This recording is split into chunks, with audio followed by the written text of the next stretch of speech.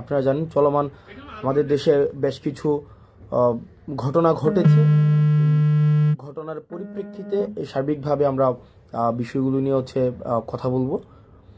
প্রথমত যে বিষয়টি সেটি হচ্ছে যে আমরা আওয়ামী লীগের প্রতি এক ধরনের সিম্প্যাথি ক্যাম্পেইন আমাদের রয়েছে। আমাদের মধ্যে কালচারাল যে হিজামনিটা আওয়ামী লীগ ক্রিয়েট করেছে তাদের মধ্য দিয়ে আমরা দেখছি আওয়ামী প্রীতি, যে আওয়ামী লীগের প্রতি একটা সিম্প্যাথি দেখানোর চেষ্টা করা হচ্ছে যে আওয়ামী লীগ এটা করেছে সেটা করেছে, আওয়ামী লীগের প্রতি ন্যায্যতা নিশ্চিত করা হচ্ছে না, আওয়ামী লীগকে বাকস্বাধীনতা থেকে তাদেরকে রুদ্ধ করা হচ্ছে, তাদেরকে সভা সমিতির থেকে বঞ্চিত করা হচ্ছে, এই ধরনের কথাবার্তা বলা হচ্ছে। আওয়ামী লাস্ট যে কার্ড রয়েছে, আওয়ামী লীগের সর্বশেষ যেই অস্ত্রটা সেটা হচ্ছে এই কালচারাল হিজেমনি। এই যে আওয়ামী লীগের কিছু দেখবেন যে ধানমন্ডি কেন্দ্রিক, তারপরে হচ্ছে আপনাদের এফডিসি কেন্দ্রিক কিছু ইস্যু ছিল যে আওয়ামী লীগ সেগুলোকে নিয়ন্ত্রণ করে, কালচারাল জায়গাটাকে নিয়ন্ত্রণ করে সেখানে আওয়ামীফিকেশন করা হয়েছে।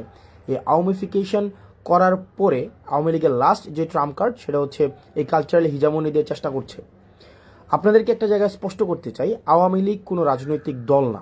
আওয়ামী লীগের যেই ইন্টারপ্রিটেশনটা যেটা হয়েছে, আওয়ামী লীগ কোনো রাজনৈতিক দল না। আওয়ামী লীগ হচ্ছে একটা ফেসিবাদী শক্তি। এই ফেসিবাদী শক্তির একটা হচ্ছে ফেসিবাদী সংগঠন রয়েছে। তাদের যে ভিত্তিটা, সেই ভিত্তিটা হচ্ছে এটা মিথ্যার উপরে প্রতিষ্ঠিত, এবং তাদের যেই হচ্ছে ব্যাকগ্রাউন্ড, তাদের যেই প্রচারণা এটা হচ্ছে মিথ্যা, তাদের ম্যানিফেস্টো হচ্ছে মিথ্যা এবং প্রপাগান্ডা।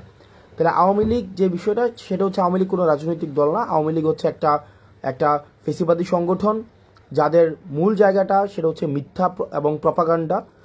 এই মিথ্যা এবং প্রপাগান্ডার উপরে তাদেরকে সাপোর্ট দেওয়ার মতো একটা অভিজাততন্ত্র রয়েছে, একটা অভিজাততন্ত্র বা অলিগার্ক শ্রেণী। এই অলিগার্ক শ্রেণীটাই হচ্ছে আওয়ামী লীগকে কিন্তু এতদিন পৃষ্ঠপোষকতা দিয়েছে, এবং এই অলিগার্ক শ্রেণীর সাথে আওয়ামী লীগের একটা রিসিপ্রোক্যাল সম্পর্ক ছিল, যে আওয়ামী লীগ তাদেরকে ফেসিলিটেট করেছে। আপনি 10-12টা কোম্পানি, 10-12টা গোষ্ঠী তাদেরকে ফেসিলিটেট করেছে, এবং আওয়ামী লীগকে তারা ফেসিলিটেট করেছে। এবং দিন শেষে যেটা হয়েছে, আওয়ামী লীগ একটা জনবিবর্জিত একটা দলে সেখানে পরিণত হয়েছে। আমরা পোস্ট আওয়ামী সিচুয়েশন এখন রয়েছে। আওয়ামী লীগ বর্তমান বাংলাদেশও অপ্রাসঙ্গিক। আওয়ামী লীগ বর্তমান বাংলাদেশে যদি প্রাসঙ্গিক থাকতোই তাহলে 5ই আগস্ট হতো না। আপনি দেখেন যে ধানমন্ডি 32 আওয়ামী লীগের কিবলা বলা হয়, আওয়ামী লীগের তীর্থস্থান বলা হয়। এই যে আওয়ামী লীগের তীর্থস্থানকে মানুষ স্বপ্রণোদিতভাবে আপনাদের ভেঙে ঘুরিয়ে দিয়েছে। আপনি পেয়েছেন আওয়ামী লীগের কাউকে যে এটাকে আটকানোর জন্য? কাউ গিয়ে পান নাই, একজনকেও পান নাই। এখন দেখেন আওয়ামী লীগের যে মিডিয়া সন্ত্রাস রয়েছে, বট বাহিনী রয়েছে, আওয়ামী লীগ যে আপনার 260 বিলিয়নের বেশি টাকা বিদেশে পাচার করেছে, সেগুলোর অর্থায়নে এখনো পর্যন্ত কিন্তু এই রাষ্ট্রের এগেনস্টে ষড়যন্ত্র অব্যাহত রয়েছে। আওয়ামী লীগ নামে, আওয়ামী লীগের চরিত্র ধারণ করে, আওয়ামী লীগের আদর্শ ধারণ করে আবার কেউ কখনো এই রাজনীতিতে কখনোই আর রিহ্যাবিলিটেট হইতে পারবে না। আপনি দেখেন একটা জিনিস নিশ্চিত করতে হবে। তার মানে আমরা এই জায়গায় একটা ডিমার্কেশন লাইন আমরা স্পষ্ট করেছি। এক হচ্ছে আওয়ামী লীগের সাথে আমরা একদম একটা ডিমার্কেশন লাইন, যে তাহলে নির্যাতক হিসেবে আওয়ামী লীগ চিহ্নিত, সে 5ই আগস্ট পরবর্তীতে বাংলাদেশে অপ্রাসঙ্গিক। এবার আমরা যারা নির্যাতিত, এই নির্যাতিতর আমব্রেলাতে কারা কারা রয়েছে? নির্যাতিতর আমব্রেলাতে যারা গণতন্ত্রের পক্ষে ছিল, বিএনপি ছিল, জামাতে ইসলামী ছিল, অন্যান্য যে রাজনৈতিক ফেসিবাদ বিরোধী যে রাজনৈতিক দলগুলো ছিল। আমাদের পরবর্তী বাংলাদেশটা আমাদের। এখন এই আমাদের বাংলাদেশে আমাদের মধ্যে গণতান্ত্রিক সৌন্দর্য, আমাদের মধ্যে মত পার্থক্য থাকবে, এক বিষয়ে সবাই একমত হব, এটাও একটা ফেসিবাদী চরিত্র যে সব বিষয়ে আমাদের একমত হইতে হবে। আমার অনেক কিছুই বিএনপির মতামতের সাথে আমার অনেক কিছুই মিলবে না, আমার অনেক কিছুই জামাতে ইসলামের সাথে মতামতের সাথে মিলবে না। একই বিষয় আমার সাথেও তাদের অনেক কিছুই মিলবে না, কিন্তু বিষয়টা ওই বাংলাদেশ থেকে আমরা উত্তরণ ঘটিয়েছি।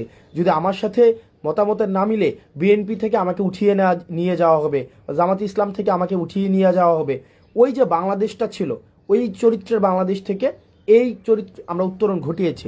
আওয়ামীফিকেশন প্রত্যেকটা পর্যায় থেকে আমাদের চলমান রাখতে হবে, এবং যারা আমলা রয়েছেন এবং পুলিশ প্রশাসনে রয়েছেন, আপনাদেরকে একটা বিষয়ে সতর্ক করতে চাই এবং একই সাথে অনুরোধ করতে চাই। আপনাদের প্রচলিত যে আওয়ামী লীগীয় যে কালচার ছিল, চেষ্টা, তদবির, দুর্নীতি,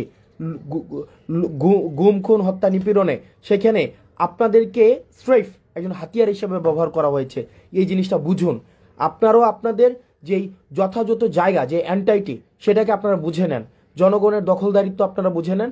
আপনারা রাষ্ট্র জনগণের কাছে অ্যাকাউন্টেবল, এই জিনিসটাকে আপনারা ওন করেন। আপনারা মানুষকে সার্ভ করতে আসছেন, আপনারা committed two people, not committed two political party, এই জিনিসটাকে ওন করুন।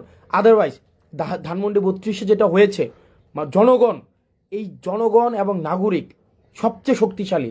রাষ্ট্রের কোনো এজেন্সি, ডিজিএফআই বলেন, আর্মি বলেন, সেনাবাহিনী বলেন, হাসিনা বলেন, গণভবন বলেন, জনগণ থেকে বেশি শক্তিশালী হয়ে কেউ উঠতে পারবে না।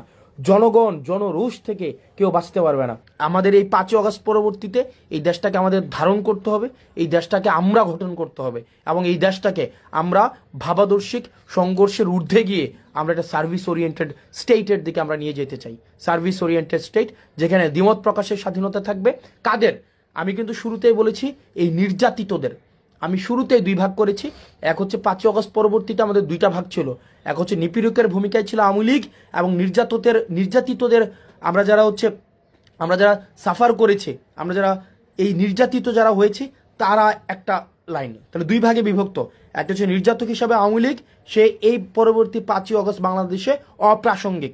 আর নির্যাতিত যারা রয়েছে, এখানে প্রত্যেকটি ফেসিবাদ বিরোধী যে রাজনৈতিক দলগুলো রয়েছে, আমরা এই ফেসিবাদ বিরোধী প্রত্যেকটি রাজনৈতিক দলের নিজস্ব মতভেদ থাকলেও, মতামতের পার্থক্য থাকলেও, আমাদের পলিসি ডিসকাশনের মধ্য দিয়ে, রাজনৈতিক ইভেন্টের মধ্য দিয়ে আমরা সেগুলোকে সমাধান করব, এবং পরবর্তী বাংলাদেশটাকে আমরা ধারণ করতে হবে, আমরা গড়ে তুলতে হবে।